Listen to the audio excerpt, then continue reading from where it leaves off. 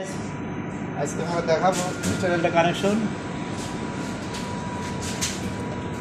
পাওয়ার দিয়ে দেখাবো পাবো।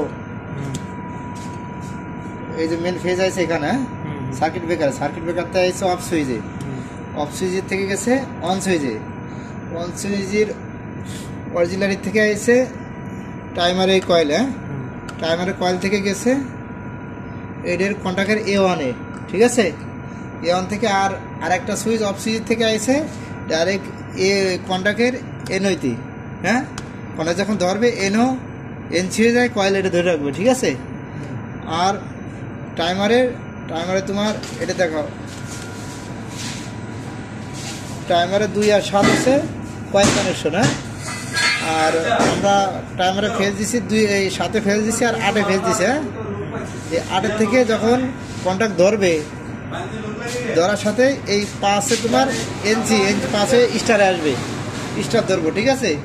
আর যখন 5 সেকেন্ড টাইমারে টাইম দিছি 5 সেকেন্ড 10 সেকেন্ড বিভিন্ন টাইম দেওয়া যায়।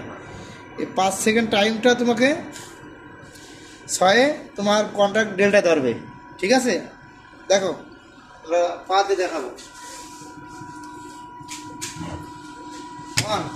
স্টার ধরছে এই কন্ট্যাক্ট আর এই কন্ট্যাক্ট ধরছে স্টার। হ্যাঁ, 5 সেকেন্ড পরে ডেল্টা, এখন এই কন্ট্যাক্ট আর এই কন্ট্যাক্ট ধরছে, ডেল্টার কন্ট্যাক্ট ধরেছে, ঠিক আছে।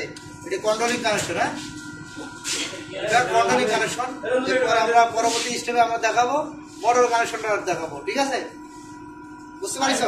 হ্যাঁ, লাইক কমেন্ট কিন্তু ভালো করে করেন, লাইক কমেন্ট শেয়ার দিতে হবে, শেয়ার না ওস্তাদ কিছু আমাদের রেখে দেয়।